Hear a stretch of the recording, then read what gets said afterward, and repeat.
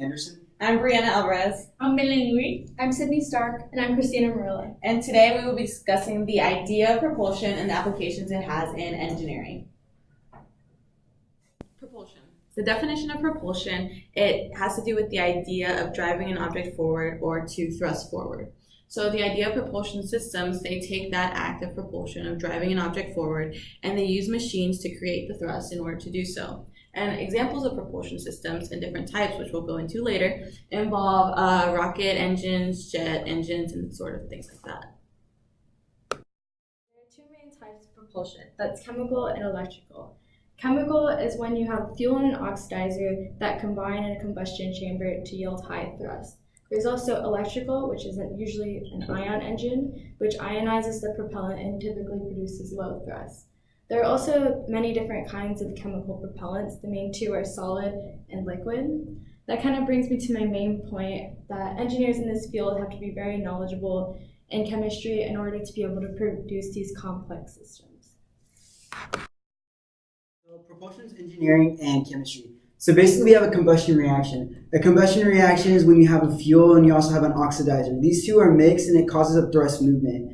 Thrust is really important in engineering because you have movement going. You have a force, just like Newton's third law of motion. You can apply engineering to this chemical reaction because for every reaction, as the chemicals are mixed, you have an equal and opposite reaction. The exhaust coming out plus heat being produced. Moving forward in engineering, it's important to consider the fuels that are used, such as hydrogen and kerosene. Although hydrogen is very important and probably a more reliable fuel to use in engineering, it can be really expensive. One, because the density is a lot higher, and because this causes hydrogen, it is difficult for hydrogen to become liquid state, whereas kerosene already comes in liquid, and it's much easier to be in a combustion reaction chamber. Propulsion systems are now. We see them most commonly in the space shuttle. Iron propulsion systems are mostly used today, and then we see this with the Dawn space probe.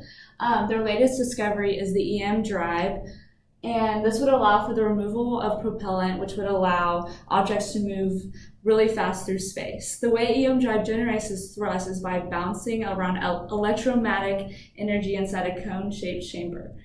As the protons collide with the walls of the chamber, they're able to propel the object forward. This would make things like these probes be able to move so much faster without carrying around all these tons of propellant. Years ago, many people might have a hard time to believe the Russians and Americans are living in the space today. Comparing to the first spacecraft we have, the space shuttles we use today is more fancier. What should our expectation for a spacecraft engine to be? Clearly, our major goal is to make the engine to allow spacecraft to travel faster, and the speed of spacecraft we use today is still traveling the same speed as the first spacecraft.